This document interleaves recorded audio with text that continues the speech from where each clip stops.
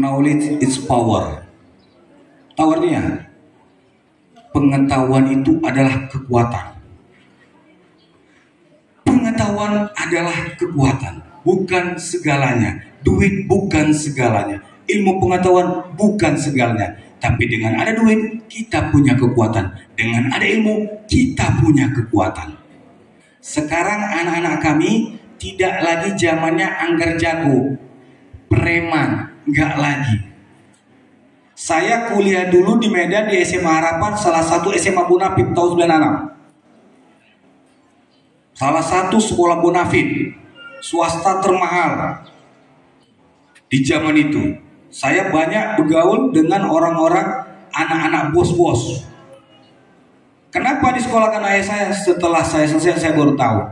Saya dulu pernah disekolahkan SMP-nya pesantren, SMA-nya di sekolah Bonafit. Kenapa? Biar agamanya dapat, kemudian biar nggak minder. Biar nggak minder.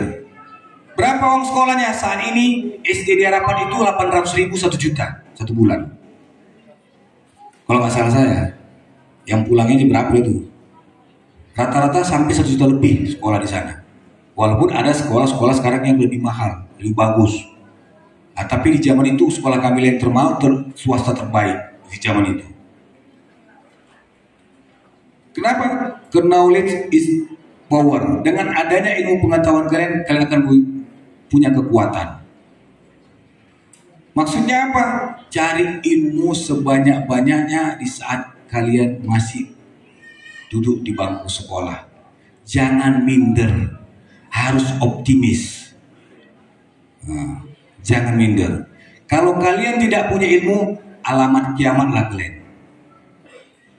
Tidak lagi zamannya sekarang ugal-ugalan naik kereta, sok jago, sok hebat, nanti pergi ke kota, ke jalan aspal, yang jalan lintas, naik sepeda motor, naik kereta, naik Honda, kita bilang di kampung ini, lewat mobil dari arah Simpang Batu ke Medan, dari Medan lewat ke arah ke Pekanbaru, kita naik kereta, anak laki-laki ini nyilip-nyilip di tengah-tengahnya. Tren gonceng cewek pula, dibilangnya hebat abang Kande, bisa naik kereta nyilip-nyilip di antara 2 mobil.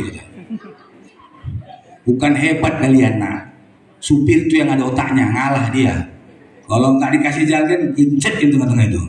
Karena sering saya hadapi, lalu anggota saya kok mobil, anak-anak muda itu selalu nyelip di tengah-tengah. Kita mau berselisih, dia di tengah-tengah. Tapi tiap kita buang ke beram. Nah, begitu jumpa di warung dulu, hebat aku udah. Tadi aku nyelip mobil di tengah-tengah kata. Pikirnya paten kali dia. Kalau tak ngalah mampus dia tuh. Nah, nggak zamannya lagi anak-anak kami. Nggak zamannya lagi ugal-ugalan. Punya ilmu pengetahuan, itulah power kalian, kekuatan kalian. Hari ini kalian lihat teman kalian yang culun, kutu buku, rajin belajar, bagus anaknya, kalian eje-eje, begitu yang akan datang dia bisa jadi bos. Saya punya teman sekolah namanya Muhammad Iqbal, culun sama, biasa-biasa aja kami. Sekolah kami banyak orang kongres, DJ ya biasa aja. Sekarang apa? Jadi Kajari di Gorontalo, sebelumnya Kajari di Palangkaraya. Kawan saya sekolah sebangku. Jadi Kajari di Gorontalo. Siapa yang berani nyenggol lagi sekarang? Nggak ada. Nggak ada yang nyenggol lagi, nak. Kenapa? Dihajarnya, tangkapnya. Culun. Kawan saya ada namanya Fadli, pakai kacamata sekolah, tingginya segini saya lah, kutu buku. Sekarang jadi apa? Dekan di Fakultas USU Medan, dekan. Dulu culun. Sekolah saya tahu punya, Bot, apa kabar? Saya panggil Abot karena anak bontot. Dekan, culun, jadi orang hebat. Kawan kami yang sok jago dulu patennya jadi apa? Tukang parkir, gembel. Nggak ada pekerjaan, narkoba, nggak ada kerjaannya, nak. Kenapa?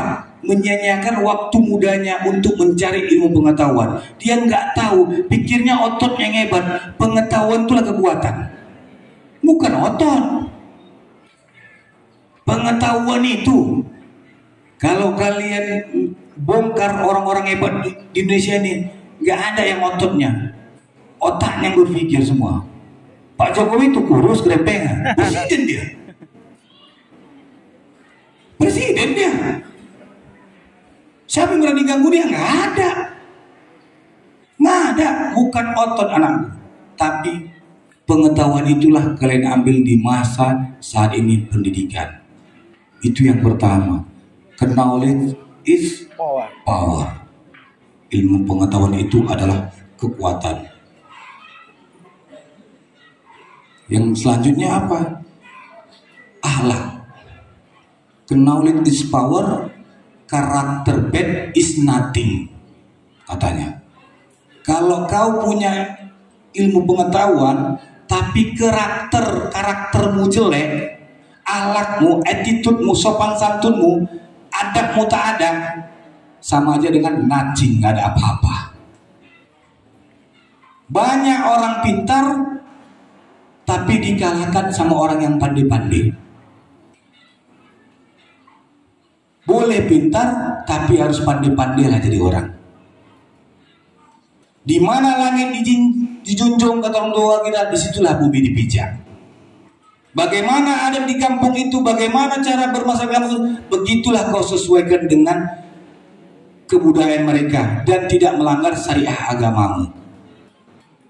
Itulah maksudnya. Sama guru hormat, sama orang tua hormat. Kalau lah jelek perilakumu, sama aja nggak ada. Banyak di perusahaan-perusahaan hebat itu bukan karena kepintarannya. Muhammad Gandhi itu nggak pintar-pintar kali. Lebih pintar lagi Dr. Salman. Tapi pandai-pandai. Sehingga dia di dewan. Setapnya orang lebih pintar lagi padahal. Seharusnya Salman yang jadi dewannya. Lebih pintar daripada saya. Tapi itulah dia, pandai-pandai. Akhlak. Sehingga orang mendoakan kalian. Orang tua siapa mendoakan kalian dia ikhlas. Harus mempunyai karakter yang jelas. Yang ketiga apa? Kuasai handphone kalian itu untuk informasi. Sekarang kita melarang main handphone, Bu, Pak, nggak bisa lagi untuk anak kita. Nggak bisa. Walaupun ada yang kita batasi 1-2, rata-rata setiap anak main handphone. Kalau nggak kasih handphone nggak sekolah, merajuk entah apa. Nah, itulah yang sekolah kita nggak bisa. Dan itu juga salah satu pendukung. Yang ada apa? Kita mengarahkan anak-anak kami. Handphone kalian itu adalah tempat informasi kalian, tempat belajar kalian. Mumpung kalian masih muda, belajar dari situ. Apa itu? Apa saja yang bisa dipelajari untuk mendukung kalian di dalam hal masa depan kalian nanti. Contoh, saat ini rata-rata perusahaan-perusahaan baik, perusahaan-perusahaan bonafit yang ada di Medan, di Jakarta, itu rata-rata minimal pegawainya harus pandai bahasa Inggris, minimal. Jadi jangan cerita lagi penerimaan pegawai, jangan cerita perokok, habis lagi itu nggak ada lagi. Di zaman sekarang, kalau perusahaan-perusahaan munafik itu bukan lagi harus pandai bahasa Inggris, tak boleh merokok. Perusahaan-perusahaan hebat itu kenapa? Takut mereka bayar asuransinya. Kalau jantung meninggal mampus kita. Kalau mati ya sakit di rumah sakit ini, perusahaan itu tak mau rugi. Tak mau rugi. Sekarang perusahaan itu lebih pintar, lebih hebat. Tak mau dia rugi. Perusahaan itu tak mau dia rugi. Perokok kita bilang. Ada jantungnya nanti nih. Rugi perusahaan. Sempat sebulan masuk rumah sakit, mampus kita kata. Kita tanggung biayanya. Kalau nggak kita tanggung di demo, bahaya kita. Tak bertanggung jawab. Ya sudah. Kalau karyawan tetap lain hal outsourcing, kan gitu. Ini kita perusahaan-perusahaan munafik punya kemampuan, tapi perokok mampuslah kita. Siap-siap kita. Di gedung DPRD Sumatera Utara itu nggak ada yang bisa merokok di ruangan itu. Saya merokok di mana? Di ruangan saya saja. Karena saya merokok. Di ruang praksi saya nggak bisa. Di ruang rapat ya nggak bisa. Nggak bisa. Dikunci sekarang semua. Nggak boleh. Mungkin di daerah kita ini belum terasa, kita belum paham. Saya utarakan kenapa? Biar kalian mengerti, itulah persaingan yang akan kita hadapi. Sedangkan merokok aja tak bisa, apalagi yang lain-lain. Narkoba mampus kita. Cek darah semua nak. Kalau mau bekerja di pusat, rata-rata cek darah. Kami saja sering tes urin. Sering kami lembaga DPRD Sumatera Utara tes urin. Berapa bulan sekali tes urin. Bukan apa-apa, terlalu ditakutkan, khawatirkan. Kalau dia pemakai narkoba bekerja di perusahaan swasta, perusahaan munafik, ya takutnya pekerjaannya nggak beres, merembet. Mereka akan mau terima itu. Rata-rata perusahaan itu pasti tes darah sekarang, perusahaan-perusahaan munafik. Ke knowledge, ilmu pengetahuan, kemudian budi pekerti, akhlak, kuasa informasi. Yang terakhir apa? Yang keempat adalah perkuat iman dan ibadah kalian. Minta sama Sang Maha Kuasa, Tuhan yang Maha Esa. Segala yang apa kita lakukan, serahkan semua kepada Allah Subhanahu wa Ta'ala, Tuhan yang Maha Esa. Apapun itu, sehebat apapun kalian, sepintar apapun kalian, kalau belum direstui oleh Allah, tak akan jadi barang itu. Sehebat apapun, seusaha semua nggak akan bisa.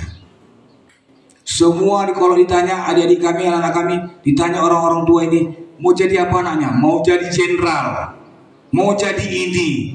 Keinginan orang tua. Mau jadi polisi, mau jadi dokter.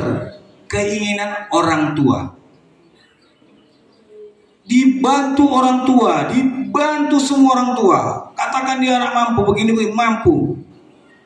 Tapi kalau kalian tidak punya ilmu pengetahuan, tidak punya attitude, akhlak, tidak punya informasi apa menunjang tentang kalian, gak akan jadi kalian, walaupun orang tua kalian mampu. Sedangkan yang punya ilmu pengetahuan saja, akhlaknya bagus, dia mempunyai kemampuan, orang tuanya mampu, kalau Tuhan tak ridho pun tak jadi itu. Tak jadi itu nak. Jadi harus saling berkesinambungan, punya ilmu pengetahuan, attitude, orang tua bagus, sopan apa orang tua, kemudian berserah diri kepada Allah, bahwasanya kita ini nggak ada apa-apanya, Allah yang menentukan. Mudah-mudahan pekerjaan ini mendapat rahmat, berkat, sehingga bermanfaat bagi orang banyak. Itunya nak, pesan saya kepada anak-anak kami. Kenapa saya utarakan seperti itu? Karena besok kita akan memperingati hari lahirnya Pancasila 1 Juni. Yang mana 1 Juni ini lahirnya Pancasila ini setelah Pancasila. Pada saat itu 1 Juni 1945 Bapak kita Soekarno berbicara di depan forum Badan Persiapan Kemerdekaan Republik Indonesia. Kita ini memerdeka, tapi bangsa asing menanyakan apa ideologinya negara Indonesia.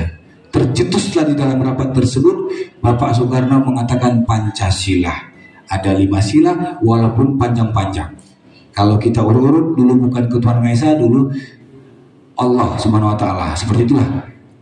Ada kisahnya, ada literaturnya, ada bukunya. Panjang sebenarnya kata-kata. Dipersingkat setelah rapat, jadilah ideologi Pancasila. Kami inilah yang menjadi tokoh-tokoh pemuda, tokoh-tokoh pembangunan yang ada di Indonesia ini. Kalian saya amanahkan tadi, kerjakan tadi. Kenapa? Kalianlah yang akan menyaksikan 100 tahun hari kemerdekaan Republik Indonesia. Hari tahunnya emas negara Indonesia. Sejauh mana perkataan Bang Gandhi, Bapak Muhammad Gandhi waktu kami sekolah yang dibilangnya 2045 itu, kalian rasakan nanti di posisi kalian. Kalau kami panjang umur bisa kami lihat, tapi kalau aku tengok orang-orang tua aku ini udah banyak kali nanti itu. 2045 tak pala menghayal orang-orang tua kita ini untuk melihat 2045. Saya pun tak pala menghayal, mungkin hampir 70 umur saya saat itu. Entah sampai apa tidak. Jarang kita pikirkan itu, tapi kita pikirkan apa untuk yang bisa saya sampaikan. Kurang dan lebih saya mohon maaf apabila ada perkataan tindak laku kami yang tidak sah. Assalamualaikum warahmatullahi wabarakatuh.